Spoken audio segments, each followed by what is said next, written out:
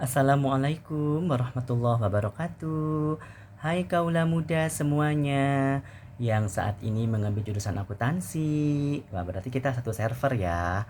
Kita sama-sama jurusan akuntansi. Alhamdulillah saya S1 akuntansi, S2 akuntansi, dan S3 akuntansi. Nah, tinggal nanti nunggu bonusnya aja. Mudah-mudahan segera menjadi profesor akuntansi. Amin. Nah, baik.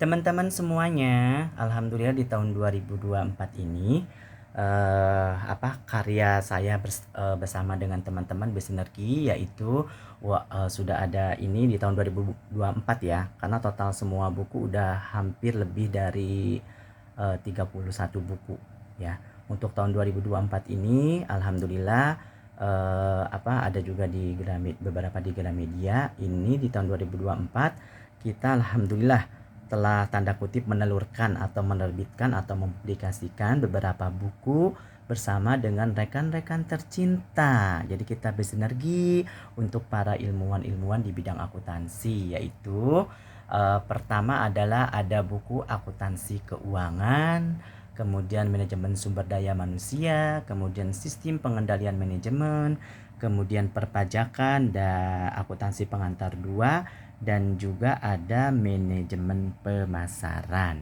Nah, jadi kalau kita membahas mengenai akuntansi, ya pada dasarnya akuntansi itu adalah merupakan sebuah seni dan ilmu.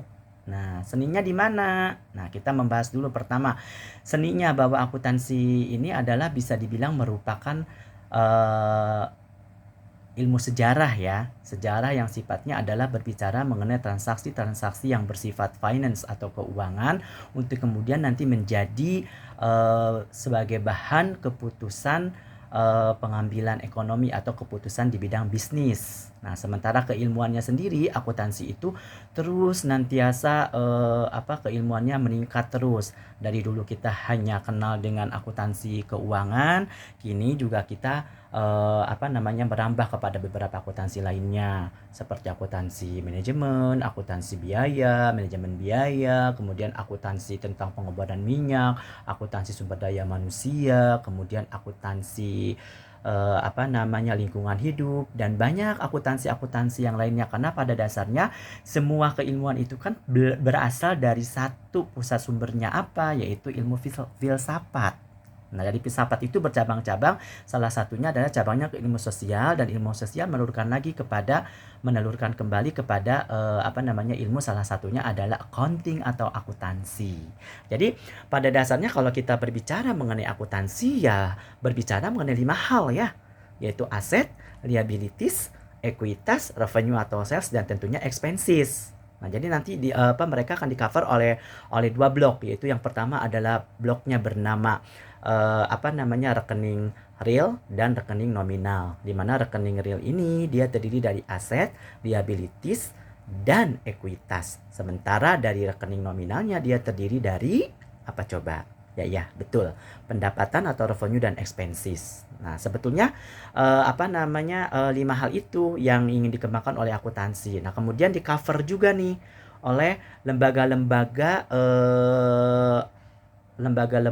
yang memberikan istilahnya bidang di bidang akuntansi ya.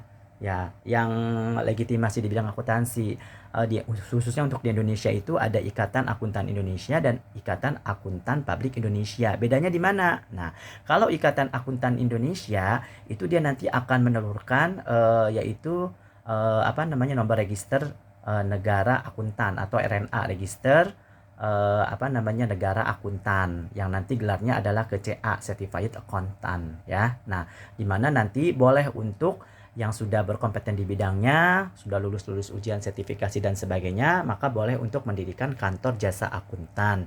Nah, sementara untuk IAPI, Ikatan Akuntan Publik Indonesia, nah ini adalah melegitimasi bahwa nanti akan ada ujian CPA, yaitu Certified Public Accountant, atau nanti akan mendirikan, kalau misalkan sudah layak, sudah tersertifikasi, dan tentunya juga sudah lulus ujian-ujiannya, maka akan nanti boleh mendirikan kantor akuntan publik atau KAP yang nanti bekerja sama dengan Kementerian Keuangan, kemudian OJK, Bapepam. Jadi untuk sebagai legitimasi bahwa laporan keuangan tersebut telah diperiksa oleh auditor independen yang sudah berregister negara dari IAI dan juga sudah resmi untuk menandang CVA yang sains dan siap untuk mempublikasikan dan melegitimasikan laporan keuangan, yaitu laporan auditor independen. Nah, jadi sebetulnya kita harusnya ya bersyukur ya, karena orang-orang akuntansi itu secara tidak langsung memiliki profesinya sama seperti dokter, ada IDI, Ikatan Dokter Indonesia. Sementara kita itu ada dua loh, IAI sama IAPI. Belum lagi sertifikasi di bidang akuntansi lainnya, kayak misalkan contoh di bidang akuntansi manajemen, di bidang akuntansi sektor publik dan lain-lain sebagainya. Nah, sekarang ini kan sejak tahun 2020 ke sini itu kan lebih banyak kita itu memiliki sertifikasi di bidang profesional. Jadi dianggap sebagai seorang yang profesional jika memiliki sertifikasi, dan menurut saya itu adalah sangat-sangat penting karena sebagai bukti legitimasi dari hal apapun tentang profesi kita akuntansi.